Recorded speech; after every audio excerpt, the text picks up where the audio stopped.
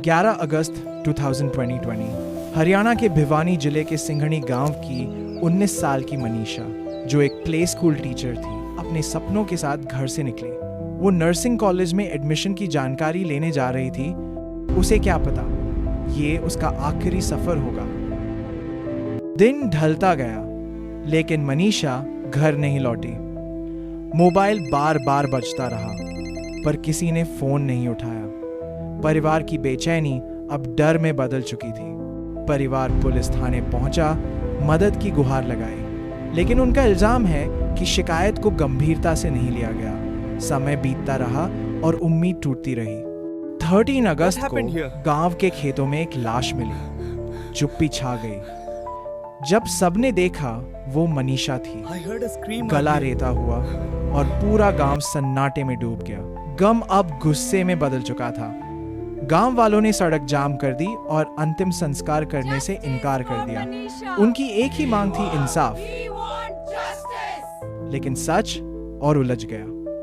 पहली postmortem report ने कहा गला रेत कर हत्या हुई। दूसरी रिपोर्ट में जहर की निशानियां मिली, जिससे शक गहराता चला गया। फिर एक नया दावा सामने आया। एक नेता ने कहा मौत से ठीक पहले मनीषा देर रात तक चैट कर रही थी, और जो सुसाइड नोट मिला, उसका हैंडराइटिंग उसी चैट से मेल खाता है। सवाल उठे, क्या ये हत्या थी या कुछ और? जैसे जैसे खबर फैली, राजनीति भी गर्मा गई।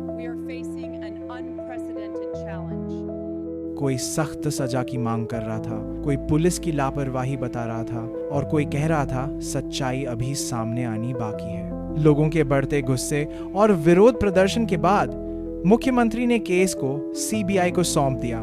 उम्मीद की किरण जगी कि अब असली सच सामने आएगा। मनीषा अब सिर्फ एक कहानी नहीं रही, वो इंसाफ की लड़ाई का प्रतीक बन चुकी है।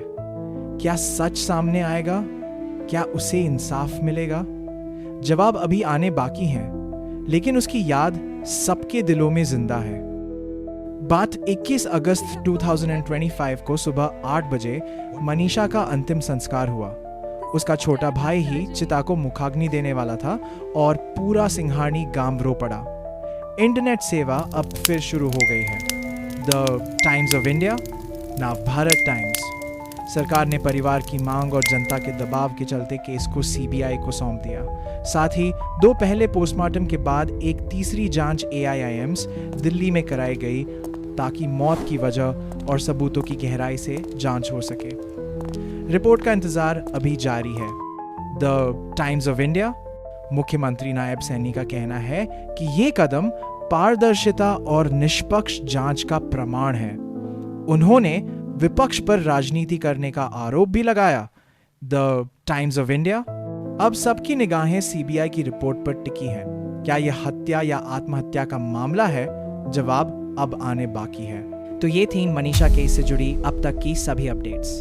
अब इंतजार है सिर्फ सीबीआई की उस रिपोर्ट का, जो इस सच्चाई का खुलासा करेगी। तो मिलते हैं अगली वीडियो में सीबीआई की असली रिपोर्ट के साथ। जानने के लिए जुड़े रहिए AI जॉन टेक के साथ।